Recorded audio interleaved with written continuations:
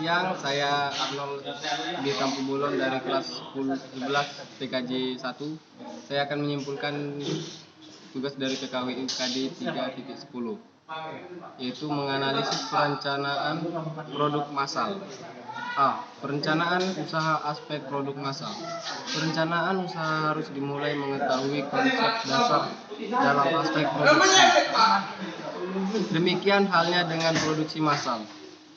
Di era manufaktur kerajinan, jumlah produksi sangat terbatas. Setiap orang diproduksi sedikit variasi atau low variety dengan harga tinggi atau high price.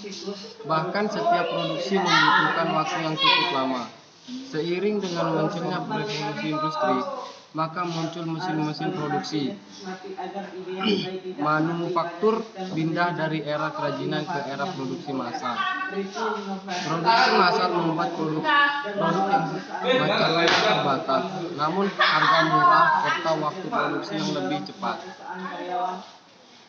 Menurut Gilmore dan Joseph tahun 1997, ada 4 pendekatan dalam mass customization atau produksi massal, yaitu 1. Customizer kolaboratif. 2. Customizer adaptif. 3. Customizer kosmetik. 4. Customizer transparan. Seluruh perusahaan di dunia saat ini menyadari kebutuhan untuk memberikan pelayanan yang memuaskan untuk pelanggan. Dalam keinginan perusahaan untuk memenuhi keinginan pelanggan, mendorong banyak perusahaan menciptakan program-program baru dan prosedur untuk memenuhi setiap permintaan pelanggan. Dalam melakukan mass customization, bagaimana perusahaan memberikan nilai yang unik atau nilai tambahan suatu produk sesuai keinginan pelanggan dengan efisien. B. Penyusunan rencana usaha suatu produk. Untuk memperoleh pinjaman modal, wirausaha harus membuat rencana bisnis atau proposal usaha yang berisi informasi lengkap tentang usaha yang sedang atau akan dijalankan, serta jumlah modal yang diperlukan. Faktor-faktor yang harus diperhatikan diantaranya: 1. Tujuan yang realistis. 2. Fleksibilitas. 3. Batas waktu. 4. Komitmen. Dalam perencanaan usaha ada beberapa hal atau pertanyaan yang harus dijawab, yaitu menyangkut sesuai dan 1 hal. Pertama, what? Usaha apa yang kita akan ambil? 2. We. Mengapa harus memilih usaha atau melaksanakan usaha tersebut? 3. Who. Siapa yang melaksanakan usaha tersebut? 4. When. Kapan usaha tersebut dimulai? 5. Where. Di mana usaha tersebut akan dilaksanakan? 6. How. Bagaimana melaksanakan usaha tersebut? Gambaran rencana usaha penentu produk secara singkat, diantaranya: A. Jenis produk atau tentukan produknya apa. B. Latar belakang atau alasan pemilihan produknya kenapa. C. Visi dan misi. D.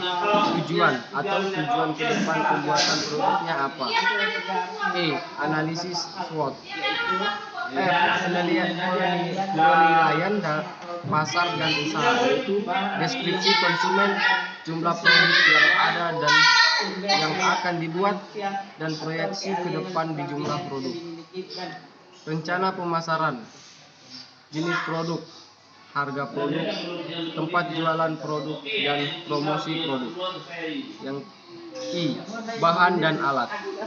Bahan baku utama, bahan pelengkap, biaya operasional, dan alat yang diperlukan. C. Tahapan proses produksi. Proses pembuatan dapat digambarkan sebagai suatu sistem input-output. Input adalah bahan baku yang digunakan untuk membuat produk. Output meliputi pengubahan baku, peralatan, waktu, keahlian, uang, dan manajemen. Di antara subsistem dari suatu sistem produksi adalah perencanaan dan pengendalian produksi, pengendalian kualitas, penentuan standar operasi, penentuan fasilitas produksi, dan penentuan harga pokok produksi. D. Perencanaan produksi.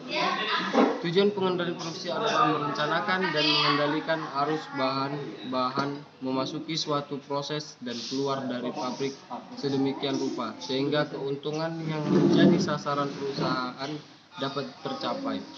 Fungsi pengendalian produksi yaitu yang pertama meramalkan permintaan produk, yang kedua memantau permintaan nyata, yang ketiga membuat jumlah ekonomis, yang keempat membuat sistem pengendalian yang ekonomis, yang kelima membuat keperluan produksi, yang keenam memantau tingkat pengendalian, yang ketujuh membuat rincian dari jadwal produksi dan beban mesin, yang kedelapan melakukan perencanaan proyek.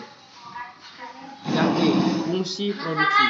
Untuk melaksanakan fungsi diperlukan rangkaian kegiatan yang membentuk suatu sistem produksi. Fungsi utama kegiatan produksi yang dapat diidentifikasikan yaitu 1. Proses produksi, 2. Perencanaan produksi, dan yang ketiga pengendalian produksi. F. Menyusun rencana aspek produksi.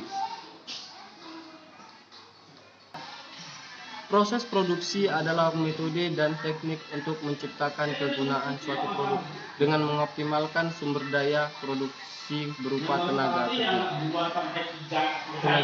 mesin, bahan baku, dana, sistem produksi menurut output, yaitu A. Proses produksi kontinu. Proses produksi kontinu tidak memerlukan waktu setup yang lama karena proses ini memproduksi terus-menerus untuk jenis produk yang sama. B. Jenis proses produksi terputus akan mempengaruhi tata letak fasilitas dari peralatan produksi. Jenis produksi terputus dapat diidentifikasi dari macam tata letak dasarnya, yaitu 1. Tata letak berdasarkan produk, 2. Tata letak berdasarkan proses. Yang G. Merencanakan produk. Sistem produksi dapat Sistem produksi dapat diklasifikasikan menjadi dua jenis, yaitu sistem push atau tekan dan sistem pull atau tarik. Sistem produksi tradisional dianggap sebagai jenis sistem push karena jenis pekerjaan yang diproduksi dibebankan secara berturut-turut, mulai dari stasiun produksi awal, kemudian proses terus atau ditekan ke depan menuju ke stasiun produksi berikutnya, sedemikian sehingga produk tersebut selesai diproses pada stasiun produksi akhir. Produksi massal digunakan dalam situasi berikut. Yang ke-1, standarisasi urutan produksi dan proses. 2. Dedikasi mesin tujuan khusus yang memiliki kapasitas produksi yang lebih tinggi dan tingkat output. Ketiga, berdasarkan volume produk. Ketiga, besar volume produk. Keempat, lebih rendah dalam persediaan proses. Kelima, shorter waktu siklus produksi. Keenam, seimbang sempurna lini produksi. Ketujuh, aliran material, komponen, dan suku cadang yang terus-menerus dan tanpa pelecakan kembali. Yang ke-8, perencanaan produksi dan kontrol mudah. Yang ke-9, menenangkan material dapat sepenuhnya otomatis. Contoh analisis perencanaan produksi dan produksi massal di antaranya: A. Menentukan produk setelah melakukan riset atau survei penduluan produk apa yang paling dibutuhkan dan berkelanjutan penggunaannya. B. Menyusun analisis SWOT mengenai produk tersebut. C. Menyusun data pesaing serta pangsa pasar yang sudah mereka miliki. D. Menyusun perencanaan produksi yang matang. E. Melaksanakan proses produksi massal. Yang F. Mengevaluasi proses produksi. Berikut adalah keuntungan dari produksi massal. Yang A. Tinggi tingkat produksi dengan mengurangi waktu siklus. Yang B. Tinggi utilisasi kapasitas karena keseimbangan lintas. Yang C. Operator kurang terampil yang diperlukan. D. Rendah proses inventarisasi. Dan E. Manufaktur biaya per unit rendah. Baiklah, itu yang dapat saya sampaikan. Sekian dan terima kasih.